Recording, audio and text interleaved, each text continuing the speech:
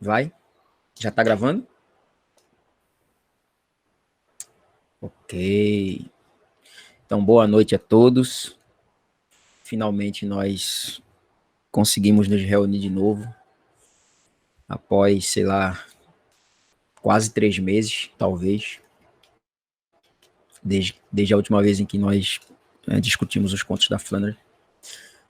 Mais uma vez eu quero esclarecer, né, a todos que essa história de que eu abandonei os Flanderianos é fake news. E, inclusive, o promotor dessas fake news não está aqui no grupo. Então, vocês concluam por si só.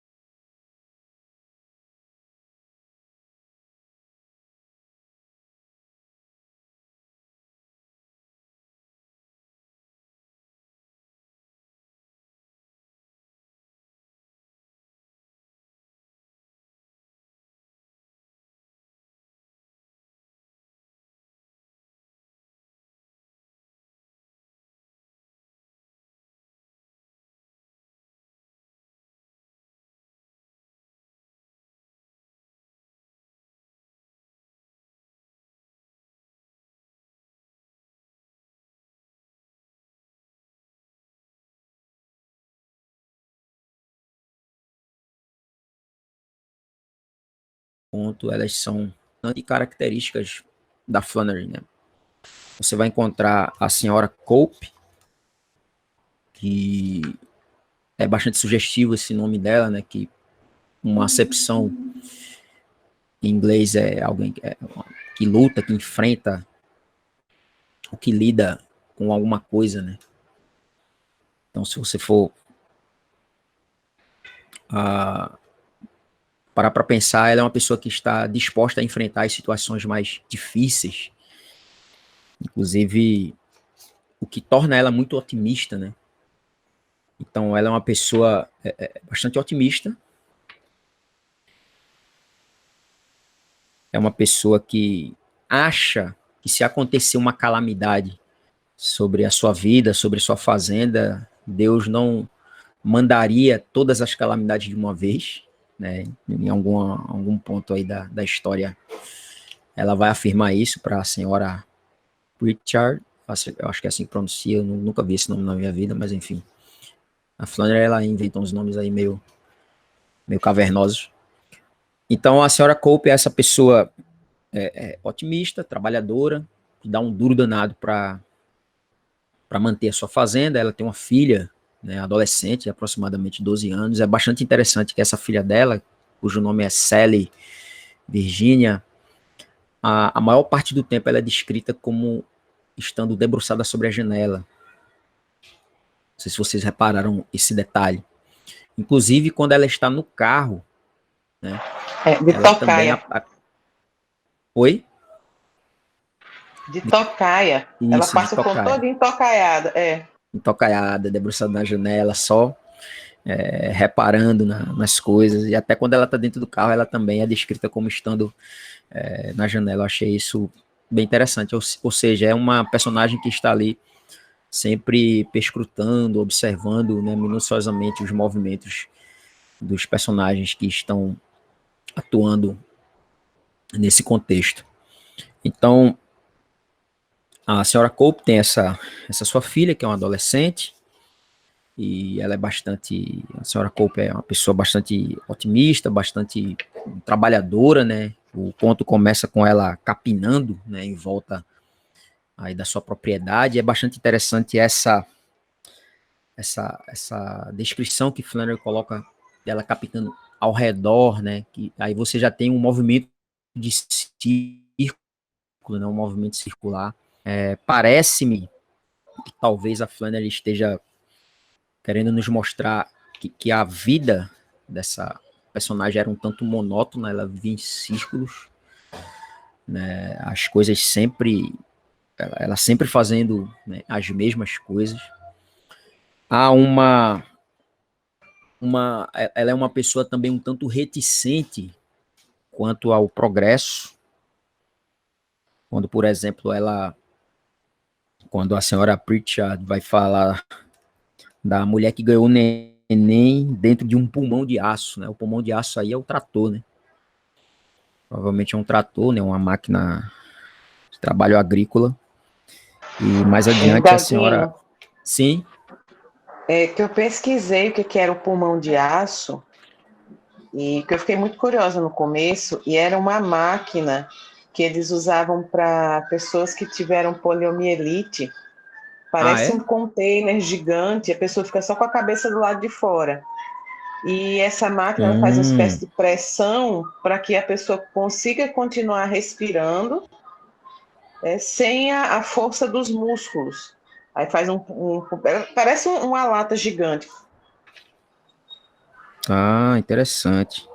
Aí essa É lata, a verdade. pessoa fica dentro com a cabecinha para fora. Aí vi até a história de uma mulher que ficou 60 anos vivendo nesse pulmão de aço. E aí o que eu achei estranho foi como que essa mulher conseguiu ter o filho vivendo dentro do pulmão de aço. Porque é uma lata, né? A pessoa fica ali toda dentro dela. E aí, tanto que na história os dois morrem, né?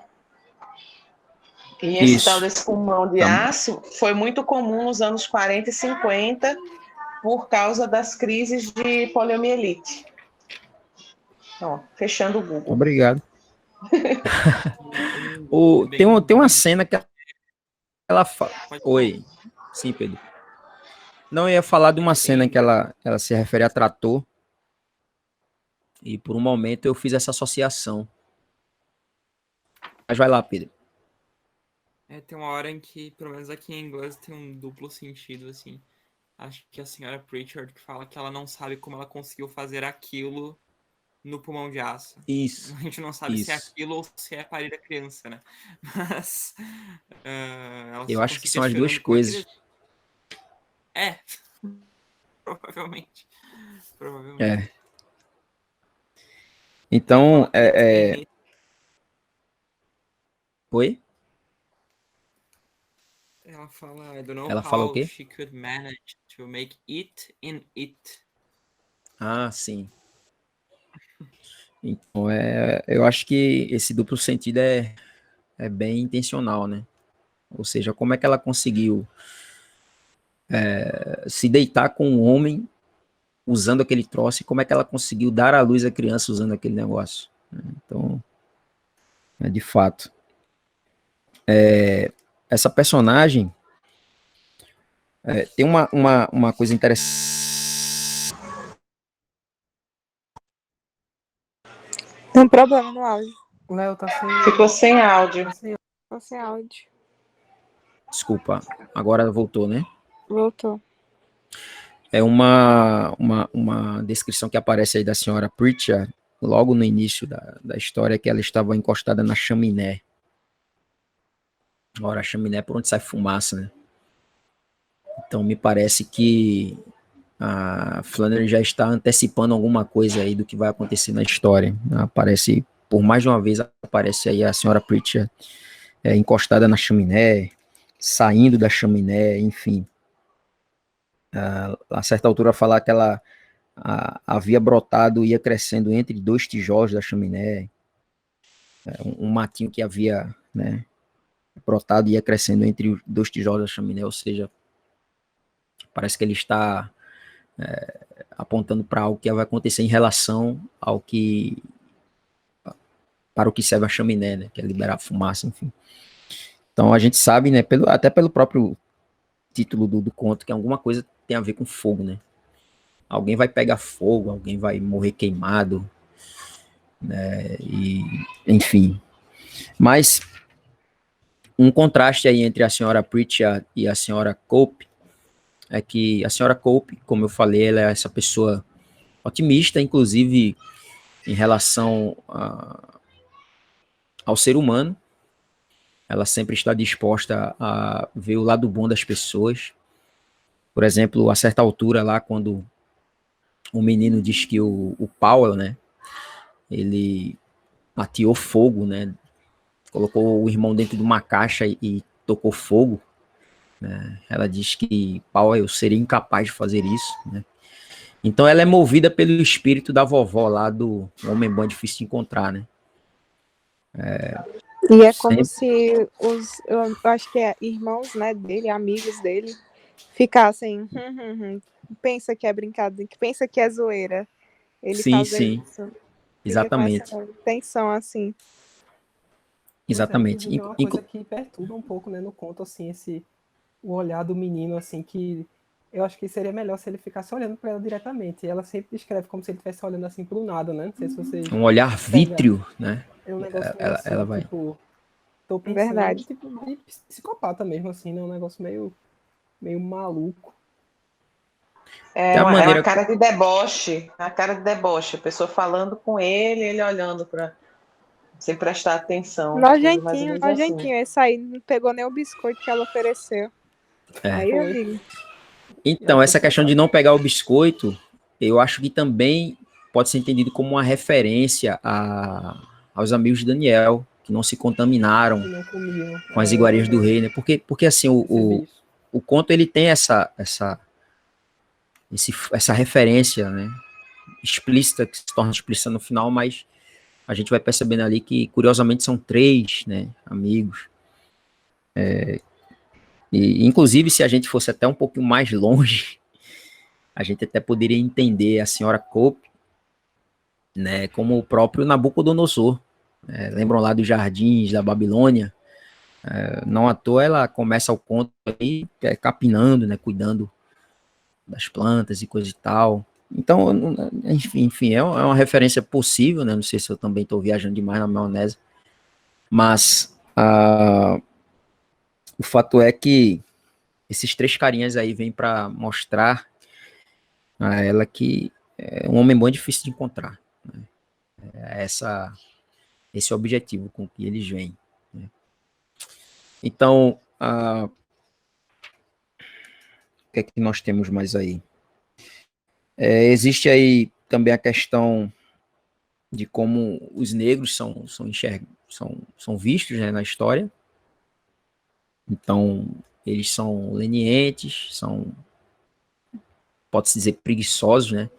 A gente vê isso lá no final, ou preguiçosos, ou poderíamos dizer pessoas que já estavam de saco cheio da patroa e não davam muita bola para as obsessões dela, né? Quando ela manda eles se apressarem para procurarem a causa, né, do fogo lá no final, eles vão dizer, não se preocupe, o fogo ainda vai estar lá quando a gente chegar. Então, assim, eles me parecem, assim, pessoas que também não estão muito, né, assim, interessados em ser os melhores empregados possíveis, né? O trator que eu me referi é justamente um negro que dirige, né, que é o chamado Cover, não sei se seria essa a pronúncia, e eu achei fantástica essa palavra aí que o tradutor coloca, né, do outro negro que é sentado com os pés balangando. Eu achei muito, gostei demais dessa palavra, né, que os pés meio que balançando ali, né, a um palmo apenas do chão.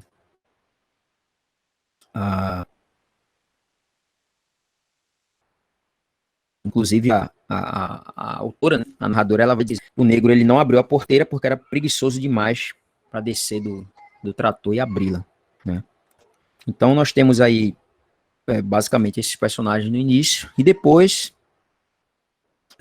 vão aparecer os 3 rapazes que descem de uma caminhonete, até parece o desajustado, né, lá da Homem Bom Difícil Encontrar, eles também viam numa caminhonete, assim, né? uma caminhonete roubada.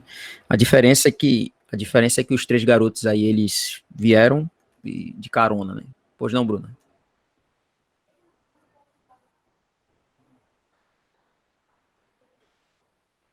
Sim.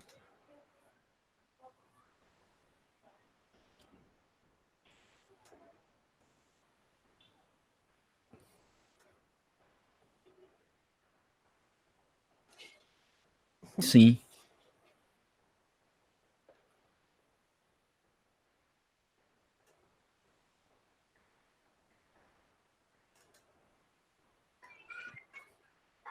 Isso, perfeito.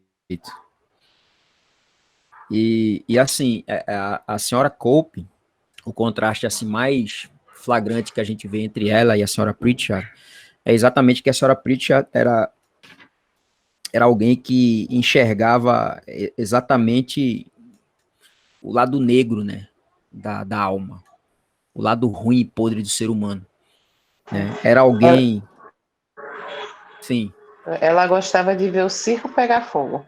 exatamente. É aquela. Olha aí. Ela é Olha aquele aí. tipo de pessoa que vai atrás de manchete sensacionalista, quanto pior, melhor. Acho que ela Exatamente. estava todo sonhando com esse bendito incêndio. Acho que o maior desejo dela era estar viva para ver o dia, porque Exatamente. enquanto a senhora Cole ela tem um medo que esse reino dela desabe por causa do fogo, mas só fala em fogo, né? Ela vive aprisionada nesse medo. A outra quer mais é que pegue fogo para ela E se ver mesmo exploda. E ter mais uma história para contar. A senhora O negócio Pritchard, dela era contar, ela é a musa contar inspiradora desgraça. ela é a musa inspiradora do Siqueira Júnior e Tem uma Quetais. parte, né, do conto que ela fala que ela podia. Não sei se faz um tempo. Olha aqui, ela podia viajar 60 quilômetros pelo prazer de ver alguém espichado. Morto, né? No caso. Adorei esse espichado também. O cara pegou o espírito do negócio, né? Estirado, né? Vestindo paletó de madeira. Carniceira. Então, assim, ela era de fato essa pessoa que olhava isso. Ao passo que a senhora Hope não. Era uma pessoa que sempre procurava ver as coisas pelo lado bom, né? Mas, Leonardo, Sim, mas será que era pelo lado bom mesmo? Porque eu achei ela tão amarga, porque o motivo de gratidão dela era a desgraça alheia. Então, assim, eu agradeço porque eu não sou um europeu que veio esmagado nos navios, eu isso, agradeço porque eu não sou negra, eu agradeço. Então, ela faz uma isso. lista de coisas, das coisas mais desgraçadas na cabeça dela, e aí ela Uhum. agradece não pelo que ela tem, mas porque ela não é uma daquelas coisas. Então, ela vive assim, grata, não pela fazenda que ela tem, mas porque a fazenda dela ainda não pegou fogo. E o Isso. tempo todo com medo de que esse motivo de gratidão se acabe. Eu achei ela E muito, a, muito amarga. e a senhora Pritchard, ela vem justamente para acabar com essa ilusão dela, né? Tipo, olha, cuidado que isso aí pode pegar fogo. Isso. Ela, não, vira essa boca para lá, né? Deus não permitiria que tal calamidade acontecesse, né? Então, de fato, ela não somente procura se livrar, né, do fato de que Deus faz chover sobre justos e injustos, no tocante a bens materiais, mas até mesmo no tocante à própria natureza das pessoas, né? Porque, assim como Jó, né, a gente vê lá o sofrimento de Jó e vê que Deus alternava. Ora era uma tragédia natural, foi um vento que veio e derrubou lá o local onde os filhos de Jó estavam. Mas ora também era Deus, enviava lá, os sabeus vieram e roubaram todo o gado, entende? Então, ora Deus usa os meios naturais para provocar calamidade, ora ele usa agentes humanos, né? Assim como aquele dilema no qual Davi se viu envolvido, né? Quando Deus manda ele escolher tipo de castigo, né? A praga, a peste ou ele ser entregue nas mãos dos inimigos. Aí Davi diz, caia eu nas mãos do Senhor, né? Não nas mãos dos homens, porque o Senhor é rico em misericórdia. Então, assim, a senhora Cope, ela tentava se blindar disso tudo, né? Seja de uma tragédia natural, seja de agentes humanos que poderiam ser enviados para prová-la, né? Então, talvez seja por isso que ela se recuse a ver, né, naqueles 3 garotos que chegam. Inicialmente, a gente sente que ela não se sente muito à vontade com a chegada deles, porque é como diria um personagem de um filme de karatê. Não sei se vocês lembram o filme lá do Van Damme que tem um Bolo Young, é o nome do Chong, lembra desse filme aí? É uma cena que o Van Damme, ele pega uma pilha de tijolos assim e quebra, né? Com a mão assim. E aí o cara diz pra ele, tijolo não reage. Tipo assim, é muito fácil você quebrar uma pilha de tijolos. Quero ver você me quebrar, né? Eu reajo. Então, tipo assim, a senhora Cope, enquanto as coisas, né, os seres inanimados não reagem, ela se vê diante de uma ameaça porque ela está diante de pessoas que reagem. Então ela tenta, assim, se blindar, tenta se proteger, não admitindo para si mesma de que eles são potencialmente maus. Então ela procura afastar qualquer possibilidade de maldade neles, não porque ela é boazinha, né? E aí eu tô contigo, Valéria. Não porque ela seja boazinha. Aliás, ela me parece muito farisaica mesmo. Ó Senhor, graças te dou, porque eu não sou como os demais homens, roubadores, injustos e idólatras, nem ainda como este publicano, né? Dou o dízimo disso, dou o dízimo daquilo. Então ela é esse tipo de pessoa, né? Mas à medida em que o drama vai avançando e ela vai tomando conhecimento, e é muito curioso que percebam que ela nunca flagra nada das peripécias dos meninos. Nunca ela que vê nada. É sempre alguém que chega e diz, olha, eles fizeram isso. Eles mexeram lá no leite da vaca. Eles tomaram lá o leite na boca da garrafa lá e provavelmente azedou tudo. Ele tá com uma guimba de cigarro não sei onde. Então, inclusive no final é a menina que vem trazendo o relatório todo para ela. Ou seja, porque ela é incapaz de ver isso, né? Ela é incapaz de ver a maldade, o óbvio ululante ali diante dela, né? Como diria Nelson Rodrigues. Então, ela é essa pessoa, né? Que vê as pessoas como boas, não porque as pessoas sejam boas em si mesmas, mas porque ela está tentando se blindar do sofrimento e das tragédias que Deus pode enviar sobre todos nós. Fiquem à vontade aí para comentar, tá?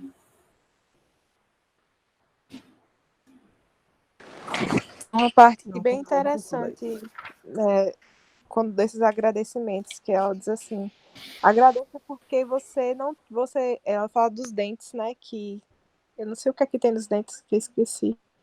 Como se fosse todos 4 dentes com canais. Aí ela fala assim, agradeça porque você não tem 5 dentes com canais.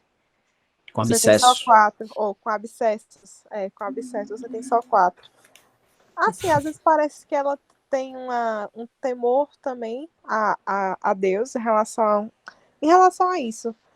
A ser grato dessa maneira. E às vezes parece que é só um pragmatismo. Eu consigo ver esses dois lados, assim, ao mesmo tempo. Vai lá, Paulinho, tu queria falar? Não, é porque tu falou assim, podem falar o que vocês pensaram, mas aí eu lembrei que a gente já comentou isso no começo, né? E eu falei isso contigo na igreja, da ênfase no círculo, assim, né? De ela ficar dando da figura circular mesmo, né? Em várias referências a círculo, né? Ela fica caminhando ao redor da casa, ela, tipo, fala que os olhos dela abrangem, tipo... Não sei se vocês pegaram, assim, eu devia ter circulado para citar alguns exemplos, mas... Lembra que eu falei contigo, Léo? Ia ser perfeito se Domingo, você circulasse. eita, olha aí. Que, assim, sempre tem muita ênfase na questão do círculo, como tu falasse, dando a ênfase, dando assim a entender que era uma prisão, assim, aquilo que ela vivia, né? Mas na frente a gente vai falar do livramento do fardo dela, né? No incêndio, mas assim, de fato é uma prisão que ela vivia ali, né? Uma autoproteção sufocante, feito Valéria falou que ela se blindava, né? Mas na verdade era, Eu não assim, sei, era uma prisão que ela mesma ergueu. vocês já assistiram a um filme que chama A Vila? Já, é ótimo esse filme. Pois o cenário, para mim, a ambientação desse conto me lembrou muito.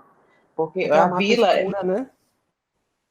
Isso, a vila é justamente uma vila, né, de pessoas que escolhem viver como Uns Amish, né? Quakers, Uns negócios Menonitas, assim. sei lá, os Amish, o negócio lá. E aí ao redor deles tem uma mata que é proibida. E a mata é justamente o que circula. Então, eu li o conto todinho com esse cenário na minha cabeça. Né, aquela fazenda, uma espécie de milharal ou canavial, e lá no final, que acho que eles até constroem essas matas hoje em dia para proteger a plantação do vento, né, para proteger, e aquela mata ali ao final, que ao mesmo tempo que isolava a fazenda, era uma ameaça o tempo todo, porque a palha é seca, né, ela com medo de pegar fogo. Uhum. Eu acho muito. Essa mata escura é bem presente, né? Um negócio bem sul, assim, né? O tempo do Espírito Santo também, né? O contraste da mata com a luz da lua, né? De noite. Sempre tem essa mata escura, né? Tipo, alguma coisa negra, assim, né? Além, que as pessoas conseguem ver chegando, enfim. Eu pego essa ambientação também, toda vez. Foi A mal, Pedro, te primeira interromper. frase é que a mata é quase que um muro, né? Acinzentado. É bem legal. Eu também acho, que nem o Léo falou, que elas forem informadas das peripécias dos garotos. Parece uma coisa meio Jó, assim, sabe? Quando todas as tragédias vão acontecendo, são as pessoas que vão informando ele, né? De que a casa dele foi destruída, de que os filhos dele morreram, etc. Então, assim, tem alguém que tá informando ele. Ou como se ela fosse o imperador Nabucodonosor, que é sempre informado pelas pessoas o que tá acontecendo, né? Então, ela que vai punir eles, ela que acaba punindo eles, né? Mandando eles irem embora. Mas ela nunca... Ela tá só sendo informada pelos servos dela. Perfeito.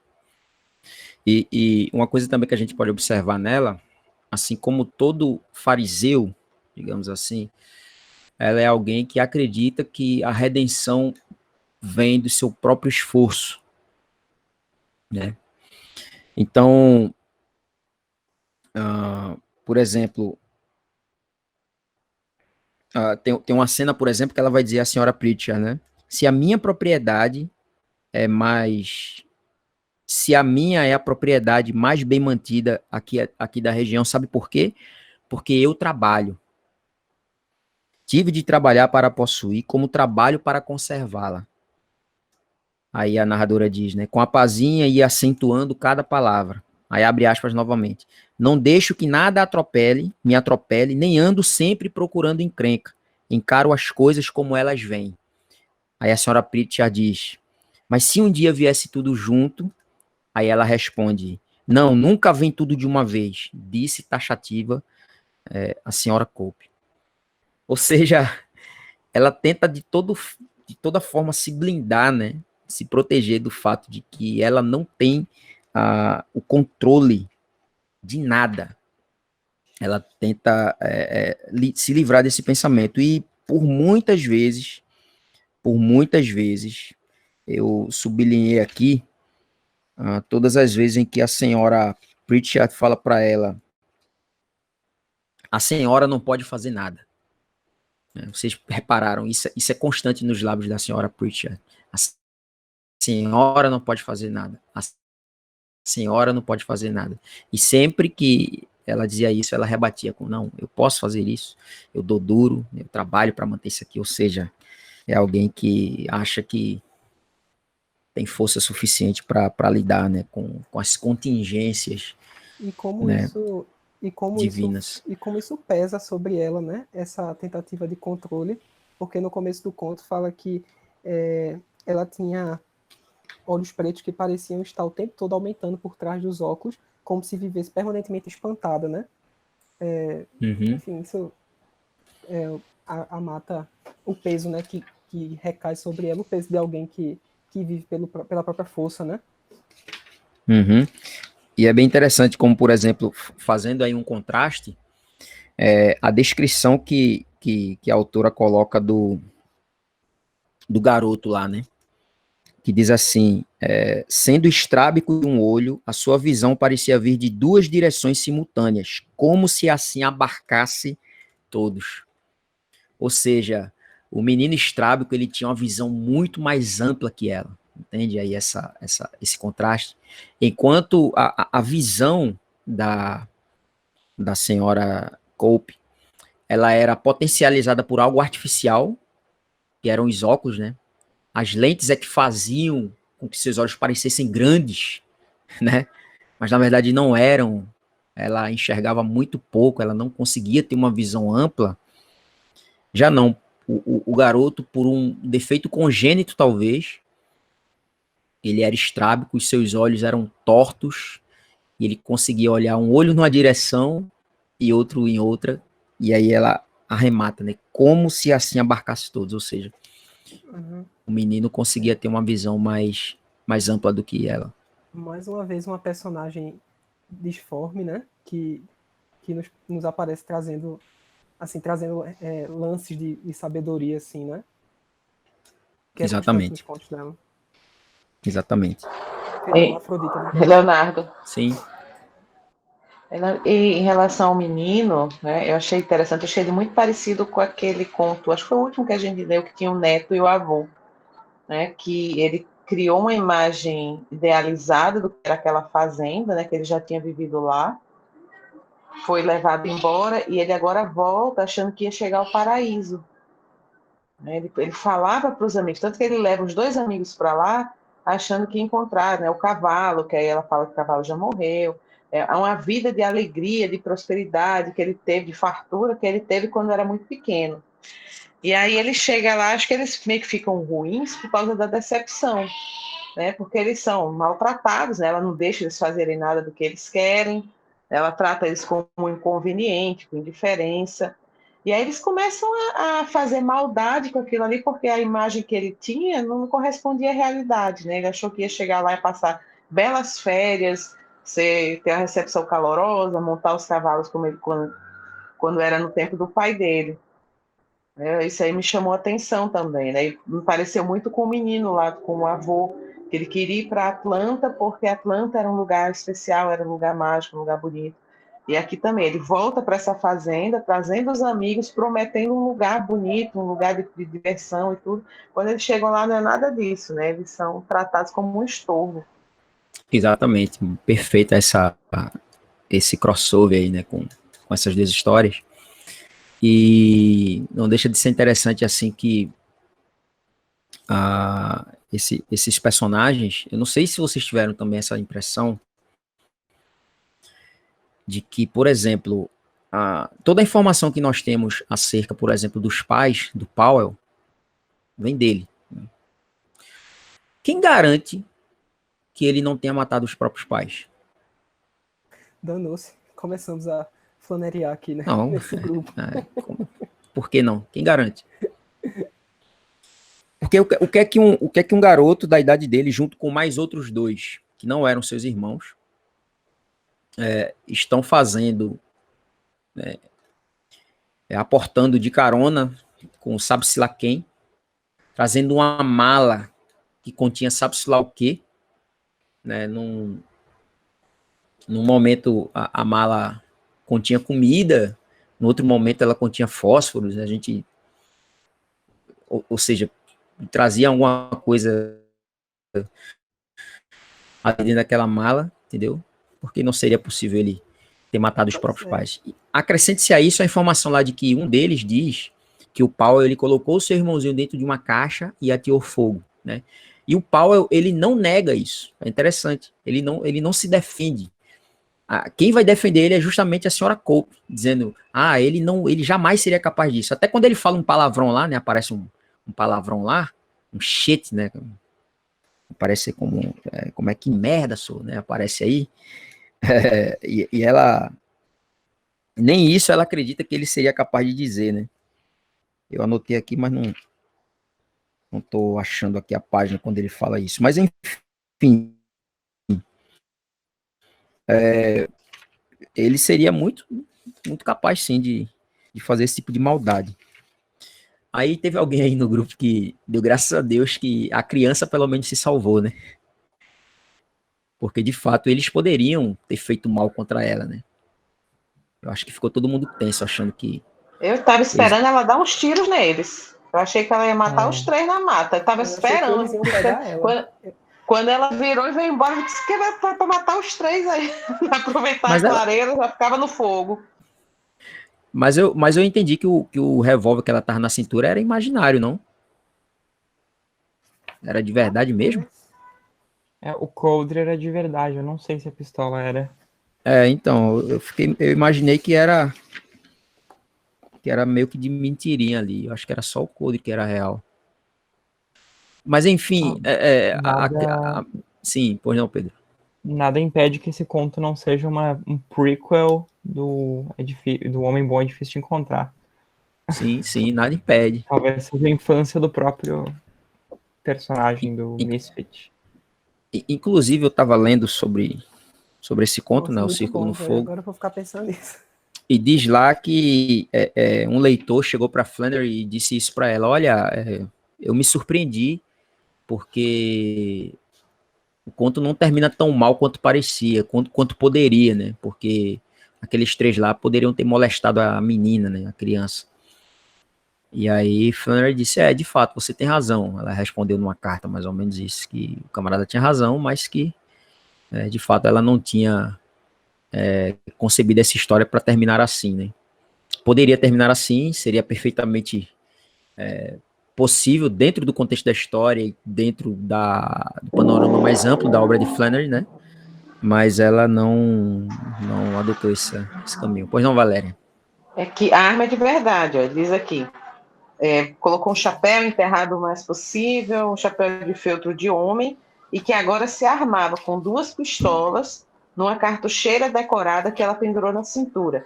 E mais na frente, à medida que ela vai andando, ela vai tirando o mato do caminho, né, batendo com a arma. Eram armas de verdade. O que a menina de 12 anos tá fazendo com a arma, né? Mas nesse povo de sertão, É. Esse pessoal dos Estados Unidos deve atirar desde os 5. Agora, uma coisa, pensando nisso aí, ele talvez seja mais cruel do que a gente pensa. Eu li esse conto eu já tinha lido antes, assim, né? Mas agora, nesses dias, eu li 2. E na primeira vez, na segunda sumiu essa impressão, mas na primeira eu tive a impressão de que ele talvez tenha ido para a fazenda justamente na intenção de causar dano, assim, né? Porque tu falasse que ele foi assim em busca. Eu não tive muito essa impressão de que ele foi para curtir, assim, né? Tipo, num negócio meio inocente, assim, né? Eu quero tomar um banho no riacho, quero andar de cavalo. Pela soma de fatores, o olhar dele, as coisas que ele traz na bolsa, enfim, uma coisa que fica meio obscura, né? Já morei aqui, né? Foi embora, né? Eu não sei se ele chega a dizer por que ele foi, mas ele foi embora, né? Com o pai, aí diz que a mãe morreu, não sei o quê. O que é que ele passou lá, né? Essa fazenda. Não sei se... Tipo, era um lugar bonito, ele andou do cavalo, mas eu pensei que talvez ele estivesse voltando na intenção de Se destruição, é, sabe? Por alguma razão que ele... Alguma vingança, talvez, alguma coisa assim. se é que algum dia ele já esteve lá, né? Porque eu também fiquei com uma certa dúvida, É. Ela confia no que porque ele fala, né? exatamente, talvez ela confirme, por exemplo, ele fala lá o nome de um cavalo. Ela diz, esse cavalo morreu, não sei o quê. Talvez ela esteja dizendo isso só para tirar ele de tempo, para tipo, É. fazer com que ele acredite, fazê-lo acreditar que ela lembra, né, da família dele e tal. Tanto é que quando ele fala que morou lá, ela fala, você é filho do fulano? Ele, não, eu sou filho do ciclano. Ou seja, provavelmente ela nem nunca ouviu falar nesse outro, no pai dele, entende? Talvez o garoto esteja blefando. Ou se ele está falando a verdade, de que na sua primeira infância, né, ele passou ali, ele tem as memórias ainda frescas e tal. E aí encaixaria nisso que a Valéria comentou, de ele retornar, né, ao interior, né, em busca de se reencontrar, ou mesmo de expiar os seus pecados, talvez. Presumindo que ele... Eu acredito que ele e os outros dois garotos lá são foragidos, são fora da lei, digamos assim. Eles fizeram alguma coisa, pegaram carona com alguém na estrada e se perderam no meio do mundo. Ou pegando essa visão do Paulo, né, de tocar terror mesmo, né, aquela coisa de juventude transviada, né, dos anos 50. Vamos ali, vamos. Eu conheço uma velha que mora numa fazenda, vamos lá tocar terror lá, que a mulher mora sozinha. Viúva, né? Se juntou com os amigos e foi. Coisa de adolescente de gangue, né? Alguma coisa assim. É possível também. Agora, isso que Pedro falou de talvez isso seja tipo a origem do Desajustado. Assim, é claro que as coisas nela não são tão simples assim, né? De botar, isso aqui, isso aqui, isso aqui, isso aqui. Mas assim, algumas imagens realmente remetem, né? Ele é uma pessoa que não se ajusta, ele supostamente tem matado, né, o próprio irmão. Desde criança ele viveu, né, uma infância assim atípica, né? Já morou em casa de outras pessoas, depois vai para uma cidade grande, volta, claro, mesmo que a gente não concorde que ele voltou na intenção de destruir, ele é claramente um outsider assim, né, no sentido de não liga porque as pessoas falam, tem um olhar distante, entendeu? Não liga para ordens e tal. A cena do carrinho, né, vindo pela estrada, e as pessoas, né, no começo elas falam, né, quem é que tá vindo? Me lembrou muito o começo do primeiro, né? Que narra assim, né, que eles veem um carro chegando, né, eles tentam ver quem é que tá dentro. Sim. Não é isso igual a isso, mas é provocante, né? Essas coisas assim. Vai que isso não tem nada a ver, mas ela tenha botado pra mexer com a cabeça do pessoal. E ele tem 2 capangas, né? Pois é. Exatamente. Que, assim, esses dois aí, na verdade, vão pra lá, digamos assim, acreditando na história dele, né? Tipo, vamos lá que a gente vai encontrar. E aí viram que não era bem assim, né?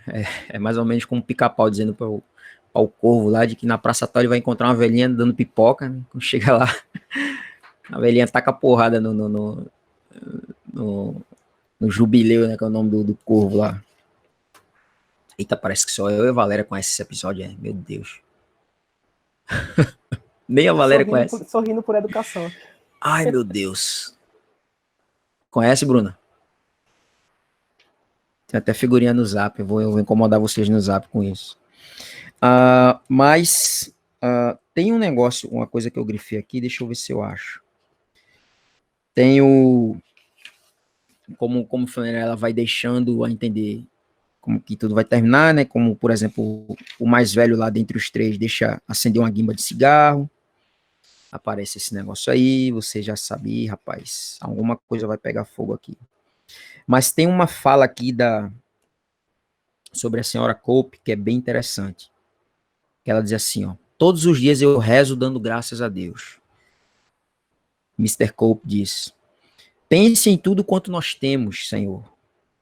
Disse e deu um suspiro. Temos de tudo. E olhou em volta seus pastos abundantes, seus morrotes, onde crescia madeira em profusão, e balançou a cabeça, como se aquilo não passasse de um peso que ela gostaria de tirar das costas. Isso para mim, é aí que tá o Tá o grande X da questão, né? X aí, do incêndio, porque Exatamente.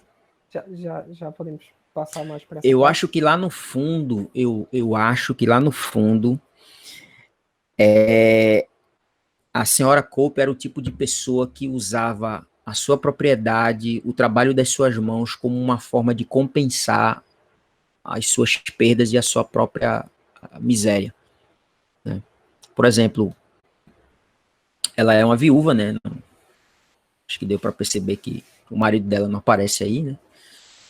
Então ela era uma viúva, e ela se escora, né, na propriedade dela, ela se escora nos bens materiais, ela se escora na sua pretensa capacidade de trabalho, de segurar, né, a barra quando tudo tá difícil. Ela se escora nessas coisas achando que nisso consiste o seu conforto, o seu consolo, né? Mas eu acho que lá no fundo, como a narradora coloca aqui, é como se aquilo não passasse de um peso que ela gostaria de tirar das costas. No fundo, ela sabe que isso não traz a felicidade que ela tanto procura nessas coisas. Achei bem interessante esse comentário. É como se eles estivessem todos tentando lidar com. Eu estou falando até que sotaque de pernambucano, todos Isso é bom. tentando lidar. Começa assim, tentando lidar com o fim inevitável. Né? Porque a gente sabe, eu contei 9 menções a fogo na história. O que vai Fogo, acontecer, fogo, já sabe. Pois é, e aí Parece até a música da Cassiane. E ela tem medo, mas sabe que vai ter. A outra tá doida que pegue fogo.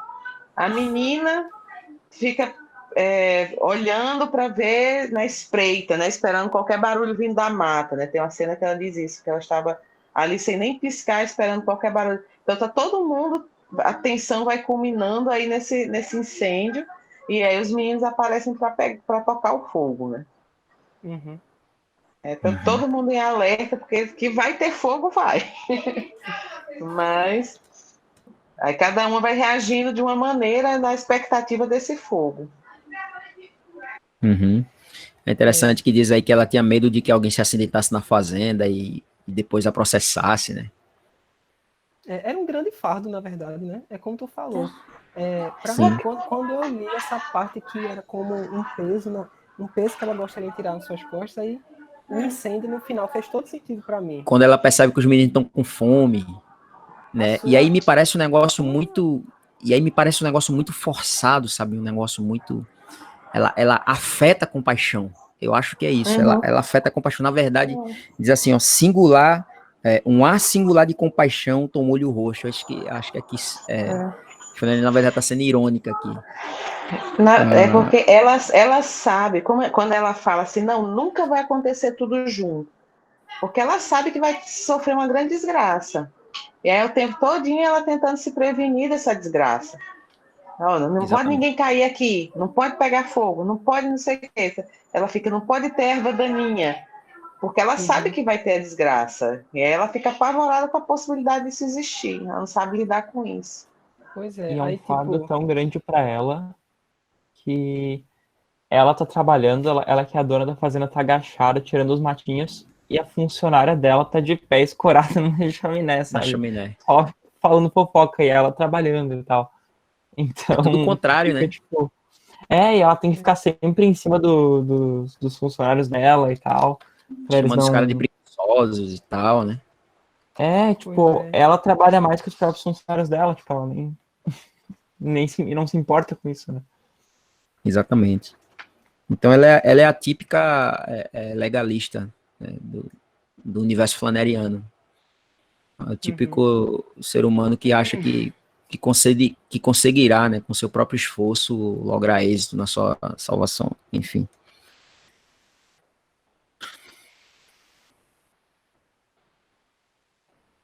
Sim. Uhum.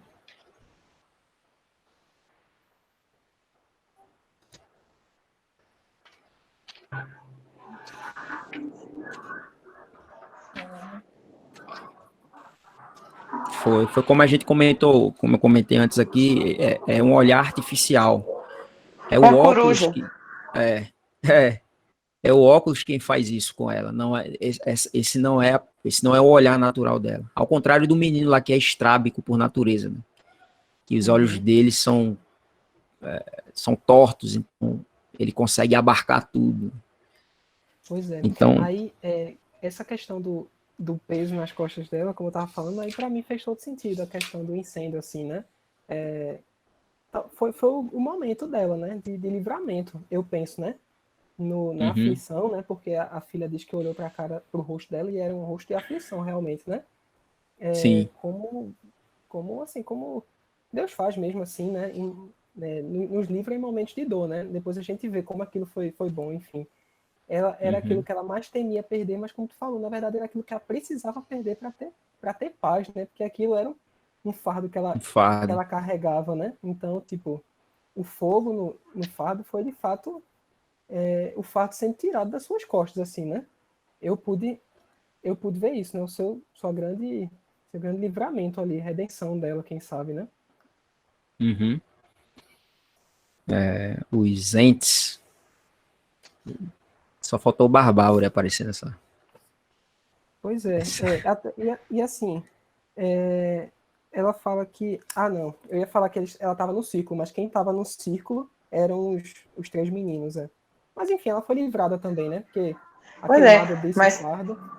Paulo, eu entendi que eram eles que estavam no círculo, não os meninos. Aí depois vocês falaram agora que eram os meninos, aí agora não sei mais nada.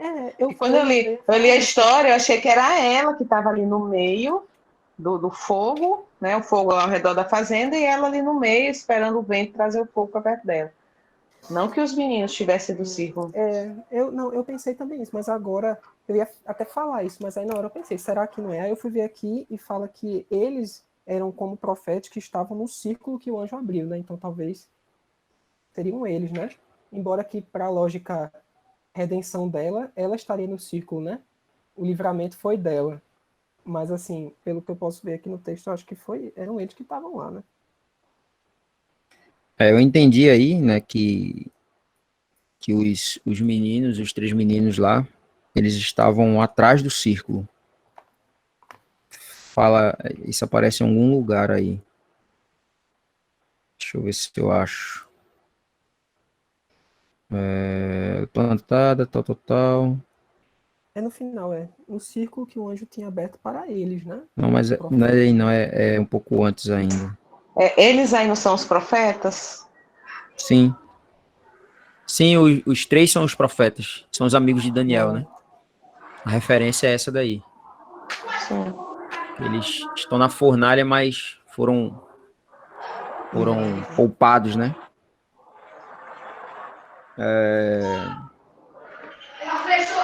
O negócio é quem seria o Daniel nessa história, né?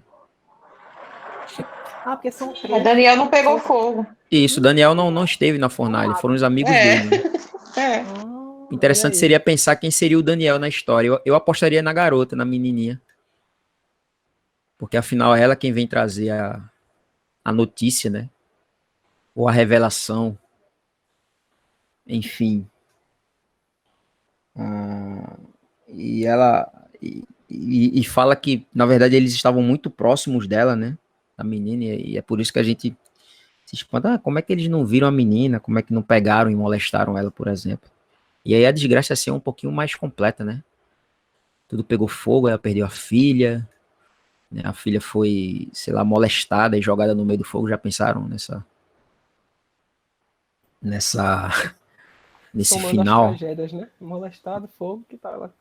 Mas Ser daí não ia molestado e ter jogado no o fogo. momento brilhante da filha vindo e falando: mãe, eles vão transformar isso aqui Sim. no estacionamento. Eu achei isso tão. Eu dei tanta risada, cara, com isso. A inocência, né? A ponto daí a inocência Porque ela de fato ouve eles falando isso, né? E aí a menina vem correndo trazer essa notícia pra mãe, né? Como se aquilo importasse àquela altura. Como se a mãe fosse ligar para isso, né? Pois Aquela é. altura. Agora, essa figura do Paula eu achei muito instigante, assim, aquilo que a gente tava comentando, né? Quem seria ele, né? Quais são as intenções dele ali, né? Porque, não sei, é instigante para mim no nível do Rufus, do conto de... Como é? Gente, eu já tô esquecendo de tudo. Como é o nome do conto que tem Rufus Johnson? Rufus é os aleijados entraram primeiro. Os Aleijados Entraram no Primeiro, que, enfim, ele é essa figura também, né? Ele dá respostas prontas, assim, né? Desaforado, né? E rola essa cegueira, né? Principalmente do pai, né? Do Shepard, né? Em ver o menino, né? A menina vê, na janela ela vê, né? Esse menino chegando, ela é toda desconfiada, ela vê que alguma coisa tá ali, mesma forma que o irmão, ou que o filho do Shepard, né? Sim, sim. Tentar alertá-lo.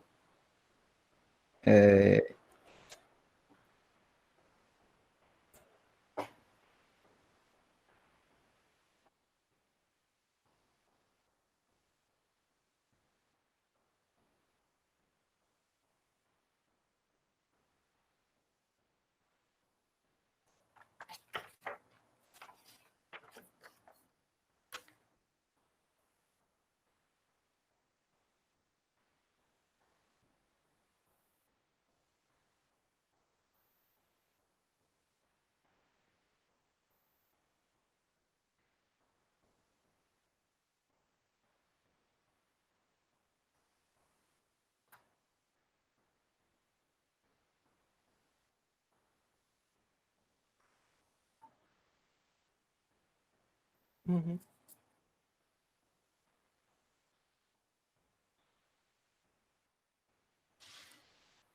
Elas convergem, né? Pela primeira vez, né? Sim, sim.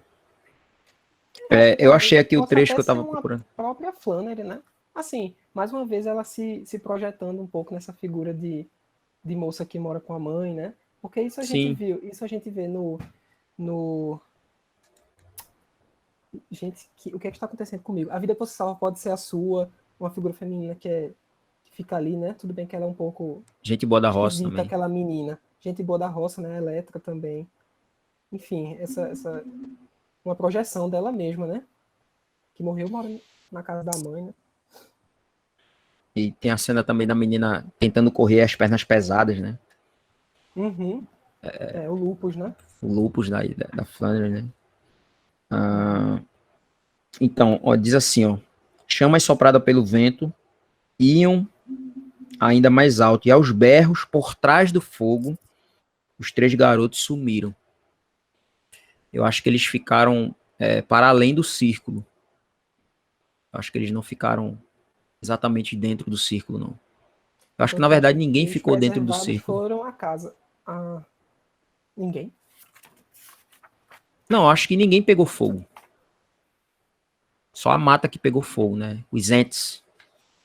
Os entes se foram. Mas o medo da Cope era justamente que a mata pegasse fogo, porque era período seco e de ventos. Ela ficava tendo pesadelo, lembra? De noite, com o Sim, vento sim. batendo e trazendo fogo para dentro da casa dela. Aí a Flanders não diz pra gente, né? Você só vê o início do incêndio e aí fica na cabeça da gente saber o que aconteceu. Se ela perdeu a Uhum. fazenda toda, se só a mata pegou fogo, os empregados não estavam muito afim de apagar o fogo. Aí, eu Uhum. achei aqui um diálogo dos meninos, né? Quando eles estão lá, eu acho que é quando eles estão no negócio da vaca, né? No bebedouro da vaca tomando banho.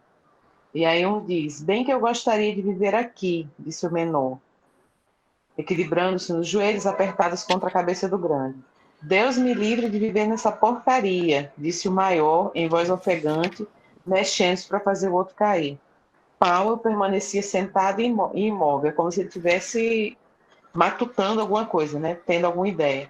Nem parecia se dar conta dos outros dois atrás dele. E seu olhar sempre reto era como de um fantasma se levantar do caixão. Aí ele fala: se esse lugar deixasse de existir, ele disse afinal, vocês também não iriam mais ficar pensando nele. Então ele vê isso como um alívio para os maus tratos que eles tiveram ali, né? Que eles não foram bem recebidos. Aí, não me trataram bem, eu não fiz o que eu queria, então agora eu vou. Não quero mais pensar nisso aqui. A maneira para eu não pensar mais nisso é ele não existir mais. Aí ele resolve tocar fogo. E é Que o a menina está mesmo, aqui atrás da árvore, observando. esse é o mesmo problema do qual a mulher padece, né? De ficar pensando sempre no lugar. Então ele fala meio que Uhum. pensando nela. Acho que vocês também não ficariam, acho que é pensando na mulher, talvez. Que se vocês gostam disso, vocês também não ficariam pensando nele o tempo todo. Não, eu pensei nos meninos, porque ele, quando morava na cidade, ele ficava o tempo todo falando para os amigos de como era esse lugar. Uhum, sim. E aí, quando eles chegaram lá, viram que não era nada daquilo. Não tinha nada do que eles estavam esperando, né? Nessa viagem boa de férias, não foi nada daquilo. Aí ele, com raiva, vai tocar fogo em tudo. A maneira que eles encontram de se divertir é tocando terror, né? Isso.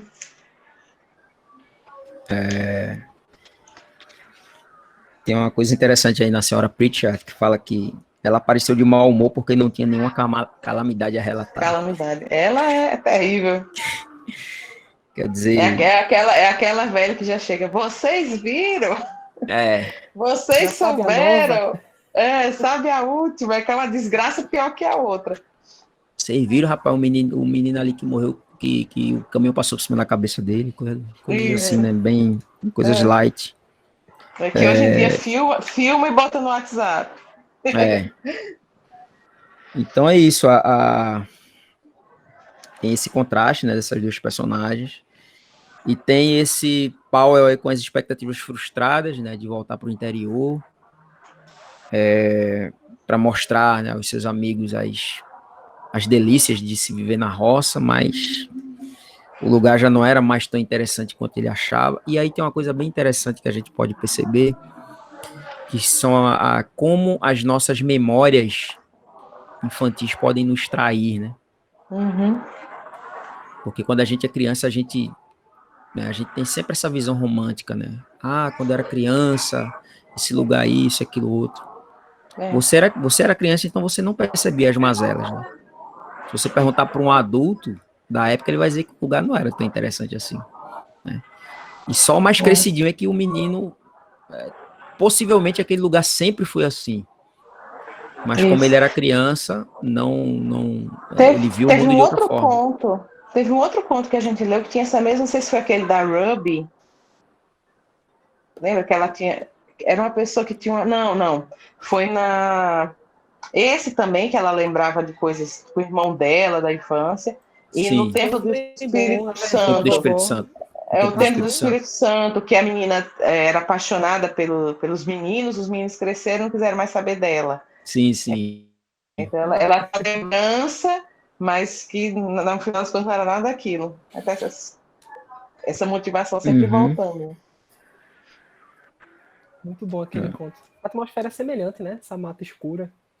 Esse Isso. negócio, né, escurecendo, assim, né? Muito bom. Eu adoro essas ambientações, assim, que ela faz.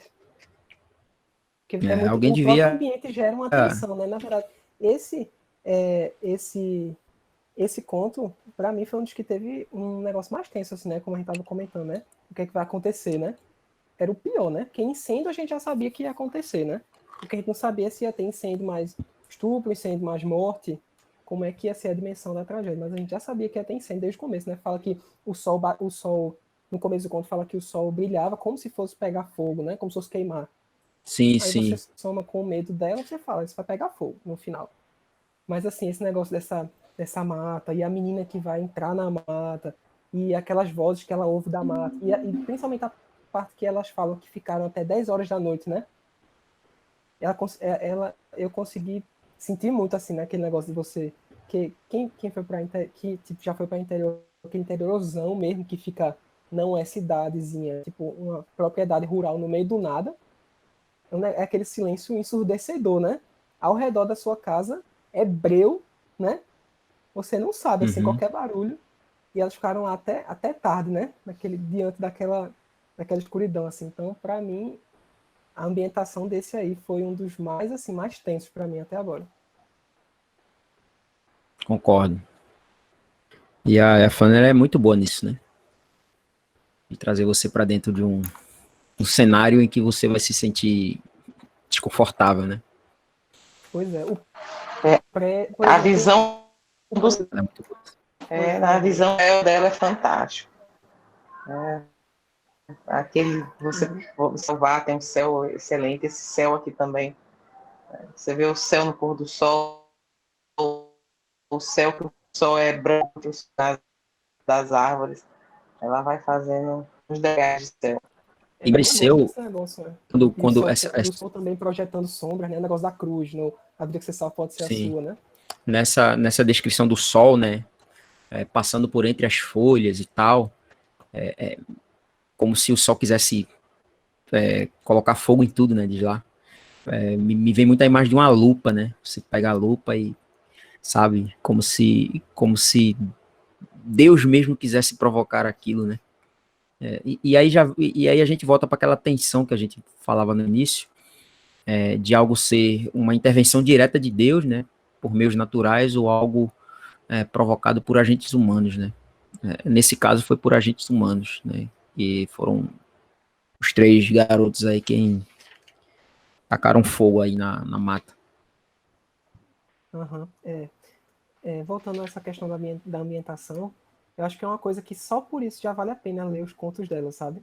Existe aquela reclamação que muita gente fala, que até na aula inaugural, não sei se foi na aula inaugural com o William, ou foi já no primeiro encontro, que existe uma crítica, né, que muita gente acaba lendo e vê que é uma história que não leva a lugar nenhum, né?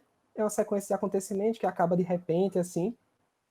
Mas acho que até para essas pessoas vale muito a pena só pela ambientação, assim, né? Muito que eu absorvo quando eu leio os contos de Flannery, às vezes os encontros acabam com mais interrogações do que com respostas, assim, né? Mas, assim, o bom que fica é aquilo que ela quer passar, sabe? Aquele ambiente esquisito e tal. Então, assim, para mim, só o talento maior que eu mais curto de ler as coisas dela são essas ambientações dela, assim, que eu acho muito boas. Aquele prédio do golpe de sorte, né? Que ela vai subir na escada e ela vai encontrando aquelas figuras esquisitíssimas, né? Aquele velho que a gente não sabe quem ele é, né? Que tenta puxar aquela mulher e tal. Enfim, para mim isso é um trunfo, assim, absoluto. Ela é muito detalhista. Eu fiquei vendo a mulher com a pazinha falando, mexendo a mão com a pá, né? A gente consegue ver, né? Ela fazendo a jardinagem, falando e balançando a pá. Você parece que está vendo ela conversando lá, é bem legal. Pois é. Eu acho isso massa, muito bom. Eu acho que ela tem essa visão porque ela meio que foi condenada a ser uma observadora no mundo, né? Até por conta da doença dela e tudo mais. Então ela adotou para si essa persona de quem tá no mundo para observar e escrever. Então, ela nunca se viu como uma pessoa que faria grandes coisas além de escrever, né? Que é o que ela já estava fazendo. E é muito legal a gente perceber como tá no mudo, Léo. Não sei se ia falar uma coisa. A grande coisa para ela é escrever. Exatamente. A grande coisa para ela é essa ação dela no mundo, né? E é muito legal a gente perceber como a mulher, ela falava que Deus não vai trazer todas as calamidades de uma vez, e a gente, conhecendo o feitio da autora, acha que Deus ia trazer todas as calamidades de uma vez só, né? A gente acha que ela ia perder a filha, a casa, todo mundo. E não, de fato, Você já se Deus prepara para a só... tragédia, né? E quando os e no personagens final... começam a falar, não, isso não vai acontecer. Não, se isso acontecesse, eu ia morrer. Aí você já sabe, é algo isso que vai próximo a isso que acontecer, vai né? acontecer. Exatamente.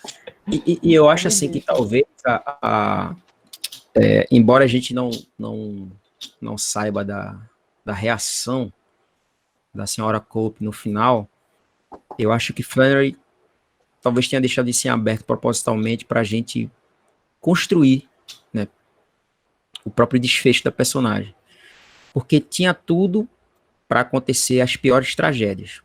Então, a filha entra sozinha no mato, onde tem 3 jovens delinquentes. Eles ateiam fogo no mato, então podia ser muito pior, né?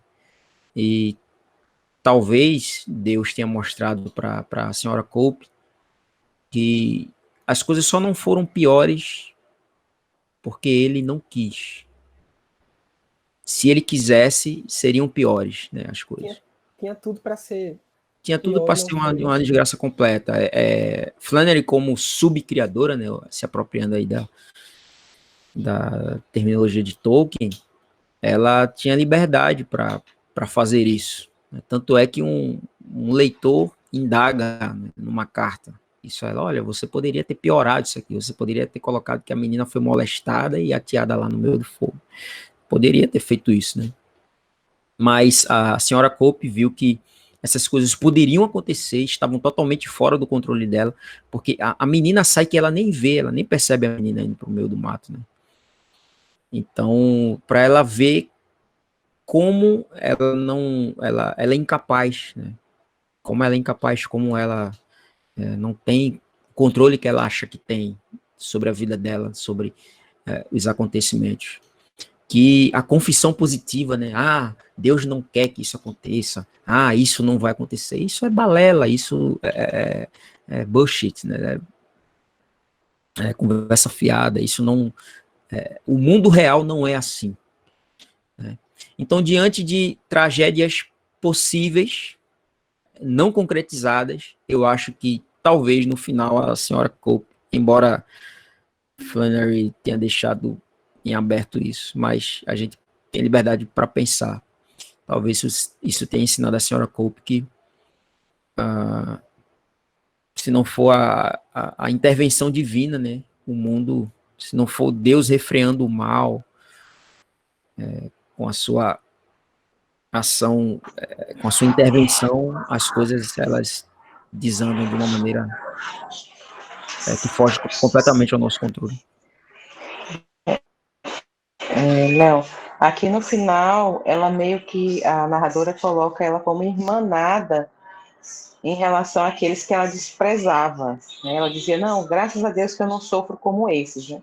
Aí aqui no final diz assim, ó, a menina parou ao lado da mãe, fitava-lhe o rosto como se nunca tivesse visto antes, pois aquela era a face da aflição que pela primeira vez ela mesma tinha sentido. Né? Então, a menina pela primeira vez tinha tido motivos concretos para ter a aflição que a mãe tinha medo. Né?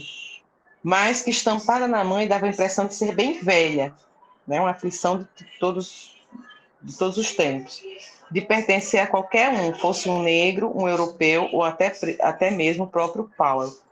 Então, a mãe aqui se iguala àqueles que ela desprezava. Ela dizia, o tempo todo, graças a Deus que eu não sou como fulano. E agora ela é como fulano, ela está sofrendo a mesma aflição que os outros sofriam. Aí, no final, tudo termina pegando fogo. E ela é levada a refletir justamente que se ela não sofreu mais, né, poderia ter sido pior a tragédia, não é porque ela controlou a situação. Não, é porque Deus não manda tudo de uma vez. Exatamente. Porque Deus não deixou. Isso. Quer dizer, acaba que o epíteto dela acaba sendo verdadeiro no certo sentido, né? Mas é irônico isso, porque tipo, não foi algo que ela porque atraiu, não precisa, mas não precisou nesse caso, Deus mandar tudo de uma vez para ela ficar miserável igual os outros, que ela se achava superior. Exatamente. Ela ficou com a mesma cara de aflição que todos esses outros, sem precisar de mandar tudo de uma vez. Exatamente. Mas a gente vai deparar com contos em que Deus vai mandar tudo de uma vez. Viu? Quer dizer, a gente já deparou. Já se deparou. Não, na verdade a gente foi aqui decepcionado porque a desgraça não foi completa, né? Só se deparou com isso. Foi só isso, só acabou assim. Então, gente, não sei se tem mais alguma consideração a fazer, alguma observação. A Bruna está com o microfone aberto.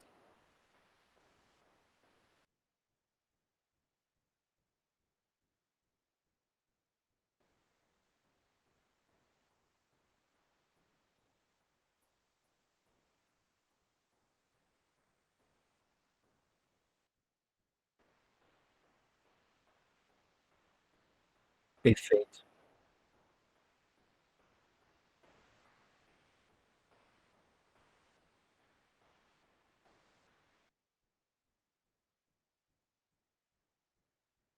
Por isso que é perigoso esse negócio de orar para Deus derramar o fogo, né? Os crentes devem ter mais cuidado com isso. Pois é, mas eu encaro mais como um livramento, assim. É fogo naquilo, no fardo, né? No que pesava sobre ela. Mas quanto ao primeiro ponto que Bruna falou, eu concordo, assim. A derrubada da mata é a liberdade delas, né? Porque a mata era uma cela, né? Que a cercava, né? E querendo ou não, me parece que a própria menina era uma pessoa também criada presa demais, tal como aquela lá do conto A Vida que Você Salva Pode Ser a Sua, né? A menina que demorou 30 anos para falar a primeira palavra, né? E curiosamente foi passarinho, né? Passarinho, ou seja, liberdade, voar, tal. Vai aparecer isso também lá no Gente Boa da Roça, já é um pouco diferente aí a perspectiva, embora a moça também more com a mãe. Mas é isso. A menina precisou desbravar, né, a floresta para encontrar lá os 3 garotos lá que atearam fogo em tudo.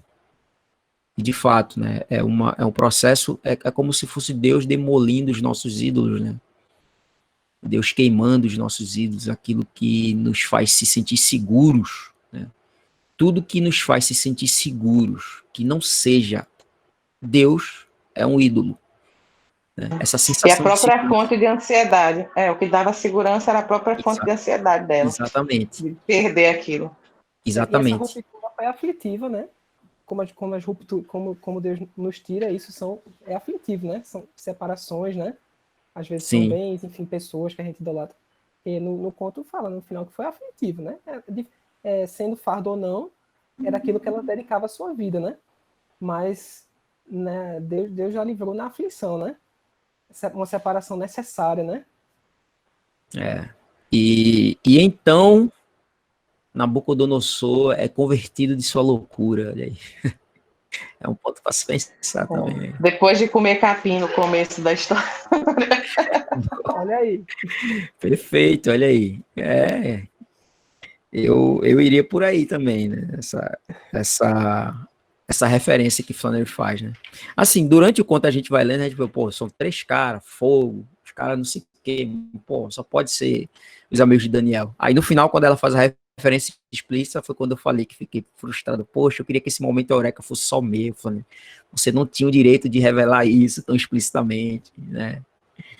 E aí é quando a gente tem aquele pequeno momento de ódio com a autora que a gente tanto gosta, né? Pela autora que a gente tanto gosta. Mas vai ter algum acadêmico ateu que vai ficar pensando quem que são os profetas no fogo? Como assim? Será que... referência à mitologia? É por isso que eu tô... Não sei se você viu, Pedro, você acompanha lá o Alexandre Soares Silva, do livro que ele pretende escrever, né? Entendedores não entenderão. É um livro que ele vai escrever contra os especialistas. Maravilha. Não, mas olha, que eu ia dizer que os maiores conhecedores de Bíblia que eu vi lá na universidade eram ateus. Às vezes ex-padres, ex-seminaristas, o cara citava Eclesiastes de cor, mas não queria saber do negócio não. Sabia mais da Bíblia que os crentes, mas não... com certeza pegaria a referência, mas não ia ter a redenção. Provável. Então, gente, foi muito bom o encontro aí. Tá vendo? A gente conseguiu tirar... Cumprisse a profecia que tu falou. Não sei se a gente vai ter muito para falar, mas acho que vamos. No decorrer, a gente vai catando. A gente vai catando. Foi muito bom estar com vocês. Não sei se alguém quer fazer mais alguma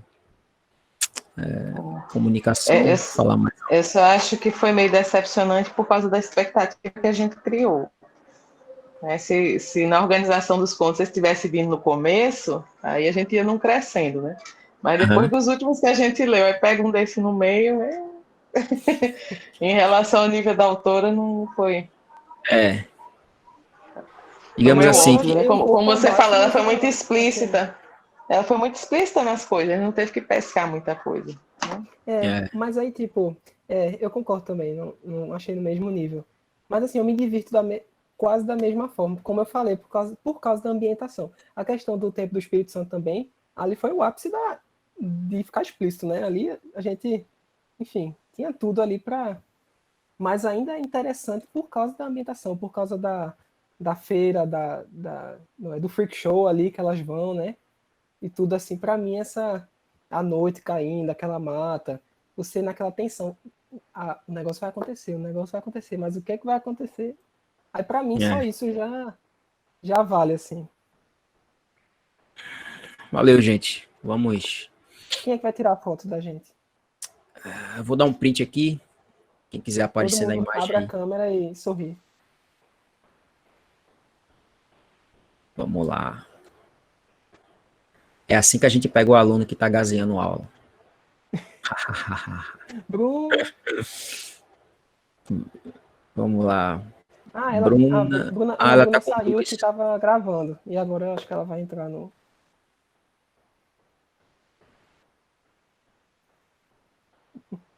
Hum.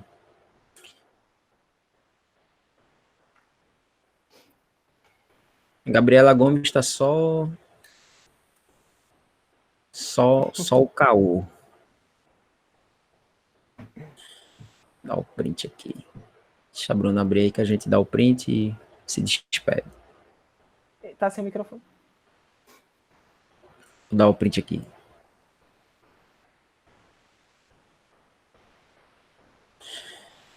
Vocês deram o print. Pronto. Deu o print aqui e vou jogar no grupo, tá ok? Beleza. Deixa eu jogar